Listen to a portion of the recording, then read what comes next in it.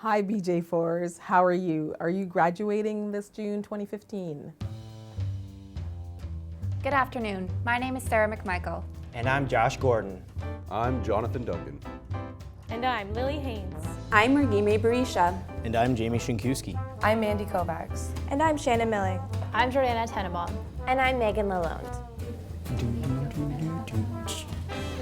You have this like one awkward strand that's just like dangling. Cut there it you off. go.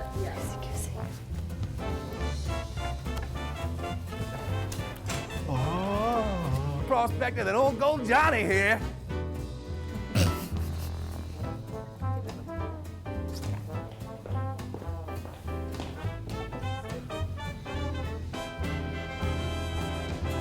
Body slams. Okay.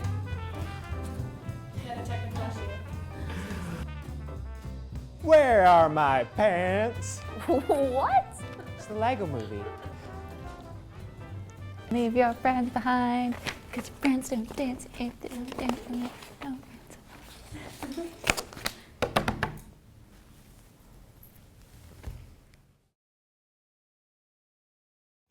The students in that first introductory lecture don't really make an impression because often they can be shy or whatever. No, that comes later. Every year at the very first class, everybody's enthusiastic. The most important thing is to feel passionate about what you do, because passion is such a generative source. I'm going to be following everybody's careers. I'm going to be looking to hear those names, either reading them in bylines or hearing them on air or in TV reports. I ordered this card on behalf of our entire class. It's pretty self-explanatory, and we've got a lot of signatures here. Hopefully, we'll get a shout out from Peter on Valentine's Day, whether it's Twitter or, something like that. That'd be really cool. Yeah, I just think that maybe we can show everyone that our class really is a standout class and we'll make Ryerson cringe a little. You're the man's bridge. The man's bridge, yes. I think there are a lot of really bright lights, students who are, young people who are highly intelligent and who, if they stick with journalism, are going to make a difference in journalism in this country. What are your short-term journalistic goals? Definitely to pass and develop my writing skills a little bit more. To pass. To do well in my news quizzes. I don't know, to kind of figure out if I want to stay in journalism. The first journalism sem, it was a wake-up call because I thought that at first when I got in, I knew that the work ethic was going to be a step up, but I didn't realize how much of a step up it was going to be, and I learned out pretty quickly that the habits that I learned in high school were going to have to change relatively soon in order for me to make it to second year. Thoughts on the news quizzes? I actually like them. There's not really a lot I can't do it. The news quizzes are death.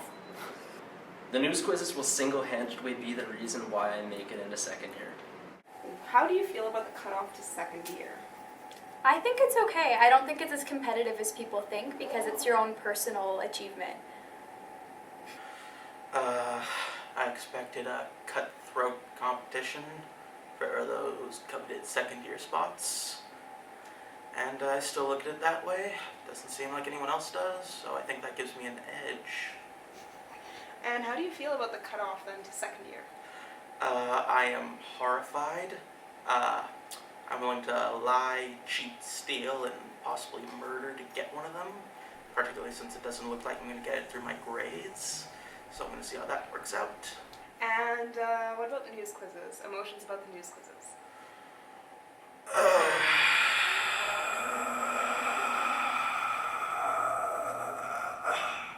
Why Carleton? Ryerson was too close to my father. Okay. It's still true.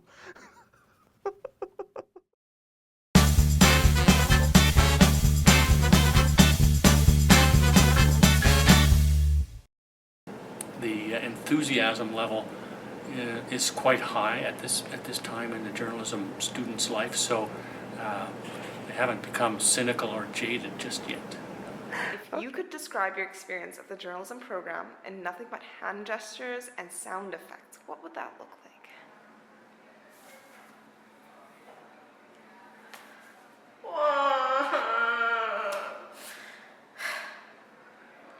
I got one. Good. The world is mine! Yes! Like that, like basically. They're keen, they're interested, they want to know what's going on, they want information all the time about what's out there. You know, how can they do this? How can they do that? I think that at the time I was like, this is so stupid, why can't I just do real journalism, why do I have to take this history course? But then you understand in second year why they actually made you do that. And it's one of those things you have to get that foundation and you have to let them kind of show you their way of doing it because you actually don't know all the answers.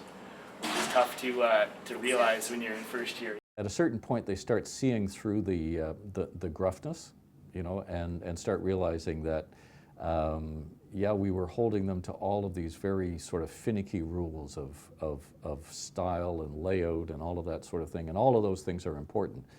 But they start discovering that what we're actually paying attention to is more them and how they're working and what they're getting out of it and what they're trying, you know, how far they push themselves. And as soon as they start seeing what we're actually paying attention to, I think that from there on, they're on to us.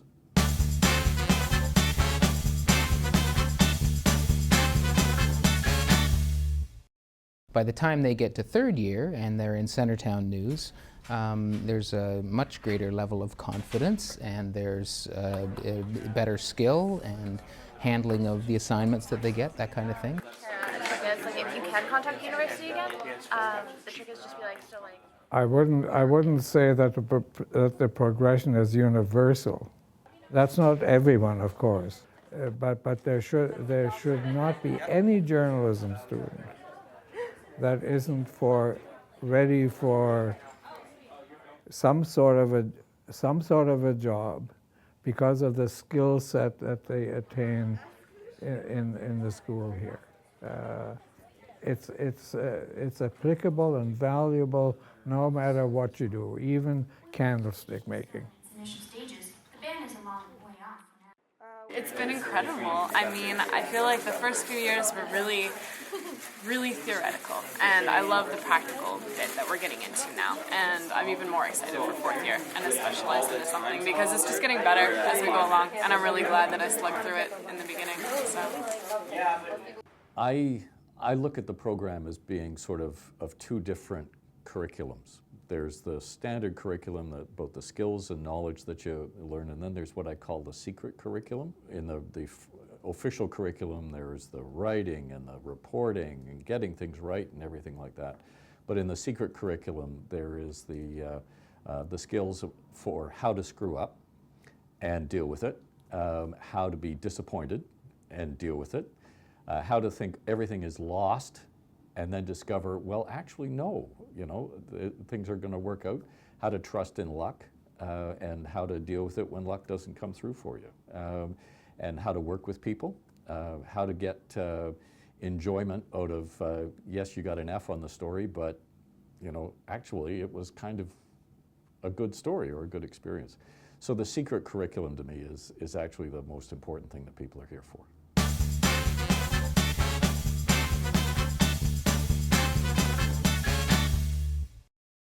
I sometimes despair. I mean, I was just grading fourth year assignments. Now again, that doesn't pertain to every student, but it pertains to enough that it sort of gives you pause for thought.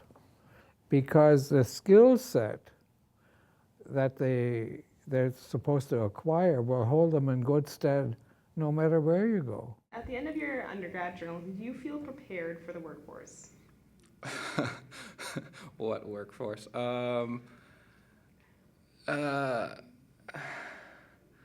No, I'm going back to school.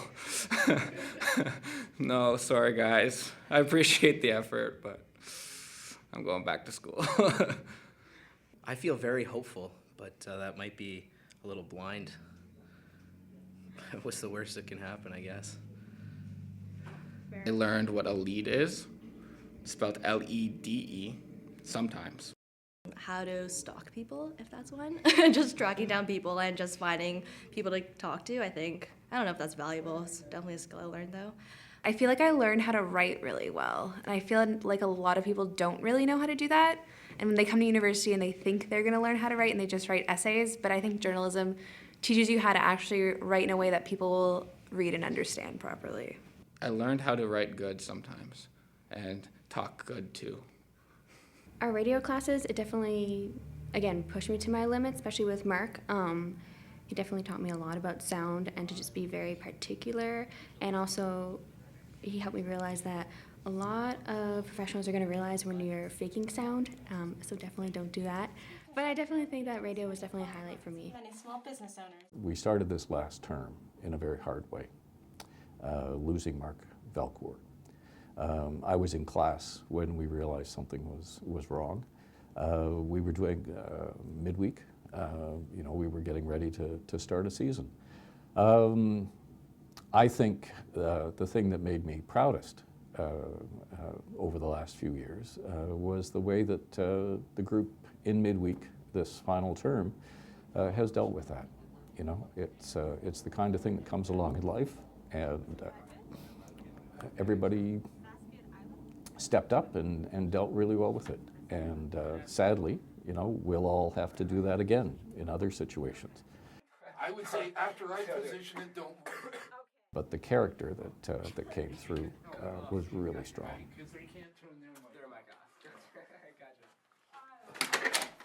One of the biggest influences, I would say, in my life. I think that he's definitely a man that I'll always remember. As long as you feature my good side. Mark is one of those people that the people who worked with him will remember forever.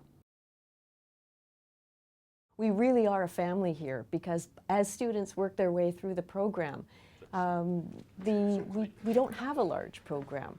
And the classes that we have are smaller classes. They're very intense and hands-on, and professors and students get to know each other quite well.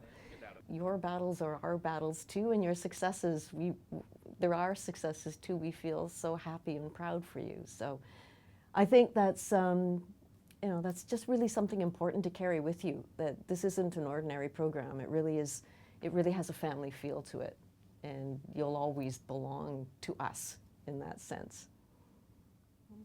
In all honesty, it's been a privilege, to work with you. It's been a privilege to get to know some of you and see just, how insightful and how interesting you are, and the stories you tell are, and so that. I'm the guy that hands out gear and does a little technical support. But I got to tell you, it's a thrill when I see somebody, do a piece on TV, or I hear somebody on radio that I know, and I kind of nudge my wife and say, yeah, I work with that kid.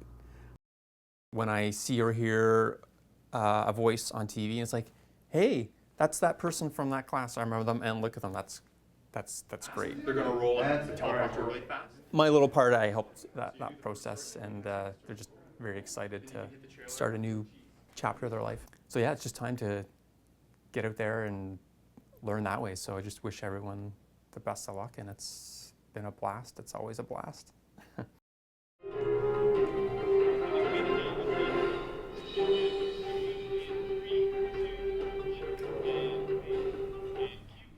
I'm really proud of all of you, I have to say. I have met some terrific students in this outgoing class.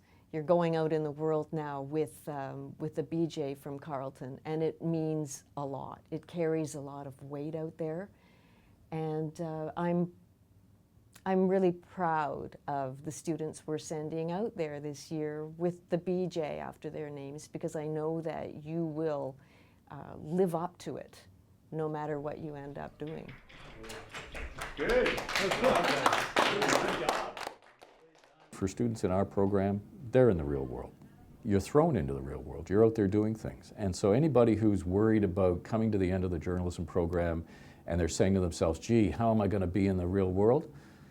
I'd say, well, where do you think you've been for the last 3 years? I mean, you've been doing it. So relax. You know, if you don't realize it, you should, that you've proven to yourself you can handle it. If you couldn't handle it, you wouldn't be here at the end of 4 years, you know, ready to turn around and try something new. You're not going into the real world, you're just going into the next part of it. I mean, I know it's a cliche and it's trite to say, but they need to follow their dreams and they'll succeed. The graduates from this school will do well in anything that they tackle. That's a great thing to say about the school. Klaus said the same thing when I graduated from the school in Yeah, and look what happened to 1989. him. I followed my dreams and I ended up back in his clutches. So be careful about following his advice on that front. Don't doubt yourself. A lot of your ideas they may sound really silly and stupid, but they really aren't. And to just keep on going for that. Keep on going for your goal, whether it be a journalism assignment or just the greater scheme of things. These quizzes. Over, done, never again, please. Graduating. I thought it would never come, but here it is.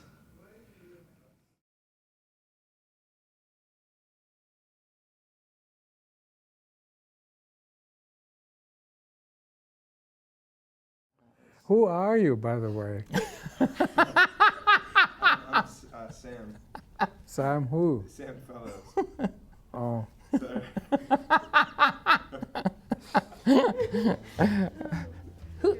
Who are you, actually? Well, who the hell well, are I you? didn't know who he could have been a second, a third year student, who knows? I'm quiet one.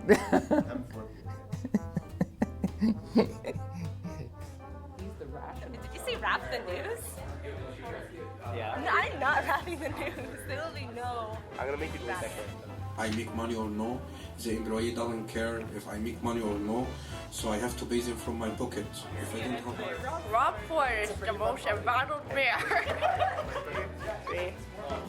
Unique New York. New York's unique. Unique New York. New York's unique. Unique New York. New York's battled and battled and battled and battled and battled and battled. Feel more bonded to your first years? I feel so bonded. I'm like a chemical something. I don't know. Science. Bob Ford. That's not a politics. I'm a newscaster, not a monkey.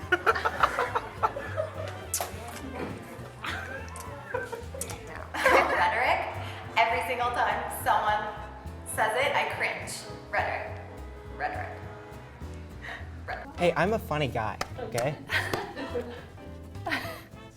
Remember the one where I said that telephone, what was it, the telephone touch line at the Citizen was a sign of the future of journalism? No, I don't. Oh yeah, yeah. So hopefully when we're all watching this in 4 years, we can all look back on it and laugh and remember how stressed out we were. And I am proud of everyone. Aww.